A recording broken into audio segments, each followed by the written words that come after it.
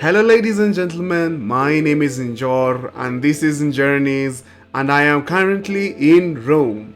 In this video, I will take you through my top 10 must-dos when you visit the Eternal City. So sit back, strap on and get ready to ride on this vacant journey with me. Do consider liking the video and subscribe to the channel for more content. So, you have just landed at Fiumicino Airport and you are as excited as I am, walking through the airport to all big smiles. Take the bus all the way to the center of Rome to your accommodation. After settling down, I think you should just take a walk. Get to understand your bearings, so look for some landmarks that will orient you back home, like a church, a tower, a hill, maybe a main avenue. Look for some public transport stops. For some essential daily spots, look for supermarkets or a mini market, a bakery or a good coffee spot, maybe an ATM or a bank or a currency exchange just in case you need some cash, which you definitely do in Rome. Also look for some street food or a market.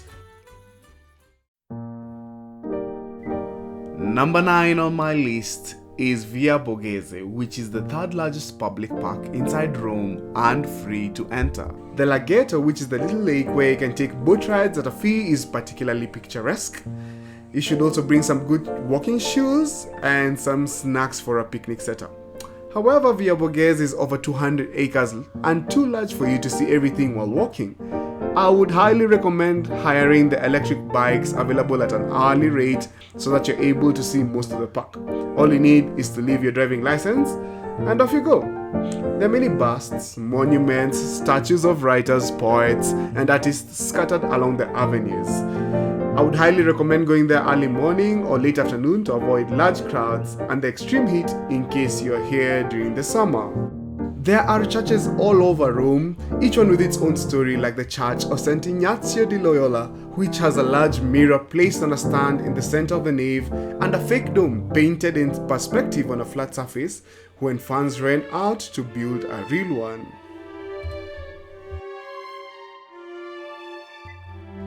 Now, when you think of churches, the main one that comes to mind is one that is practically in another country, the Vatican. Even though there are no clear boundaries between the two countries, so you wouldn't really know unless there's a unique occasion, and this is the 7th thing on the list. St. Peter's Basilica is one of those places that just takes your breath away the moment you step inside. Every detail feels larger than life, from marble floors to the golden light, and even the soaring dome designed by Michelangelo. 6 on the list is the Vatican Museums, which are found to contain the most beautiful collection of architecture and paintings all within one space.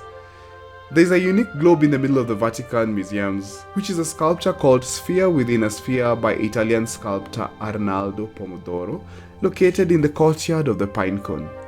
This large, modern bronze sculpture features an outer sphere with a smaller, fragmented sphere nested inside, creating a complex and symbolic representation of the world, humanity, and civilization. For a very reasonable €25, you get to see so much history and artwork. Every corner is covered in color and detail. Ancient statues, Renaissance paintings, maps, tapestries. It's really overwhelming, but like in the best way. Many people know the Sistine Chapel, famous in the world because of the election of a new pope. However, there are 54 different museums, galleries, and chapels, and each of these are uniquely beautiful and inviting to the eye as much as each other. You could also connect this with paying for a visit at the top of St. Peter's Basilica Dome for an amazing view of the entire Rome. The climb is quite high, 551 steps, or if you pay extra for the elevator, 320 steps. And now from that view of Piazza San Pietro, we go to another famous square, Piazza Navona. At its center stands Bernini's stunning Fountain of the Four Rivers, surrounded by Baroque beauty on every side. All this walking is going to make your body ask for some sugar, so I recommend trying out some amazing gelato at Frigidarium, which is just a 1-minute walk from Piazza Navona. 5th is the Pantheon, which is one of the best preserved buildings of ancient Rome nearly 2000 years ago. Its dome is the largest unreinforced concrete in the world, with that perfect oculus at the top letting in sunlight and sometimes rain. Next up is the Trevi Fountain, which is the most densely populated tourist area I have found in Rome. Believe me, despite the large crowds, it is well worth having your eyes connect to the glorious beauty that stems from this beautiful piece of architecture.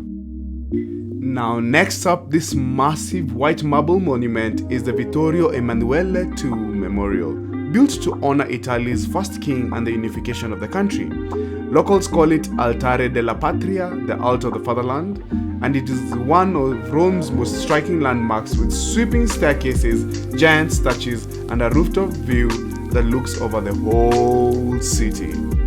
Now standing in at number 2 is the Colosseum, which is Rome's most iconic landmark and one of the greatest feats of ancient engineering. Nearly 2000 years old, it once held over 50,000 spectators cheering on gladiator battles, animal hunts, and grand performances. It was built in just 8 years. It's a masterpiece of arcs and concrete surviving earthquakes, fires, and time itself. Such a wonder. Now, coming in at number 1 for me is the nightlife. This is an experience that you need to have, especially if you come here during the summer when everyone who's been in the houses because of the heat has just come out. Going to Piazza Trilussa at night just gives you the vibe of Rome. It is tucked at the edge of Trastevere. You'd have musicians play, there'd be acrobats performing, there'll be magicians. You'd have some friends sit on steps with drinks, and the sound of the river Tiber just flowing nearby. The atmosphere is absolutely energetic. Thank you for watching and staying all the way to the end of this video. Please do consider liking and subscribing for more content coming your way. Bye bye and see you in the next one. Cheers!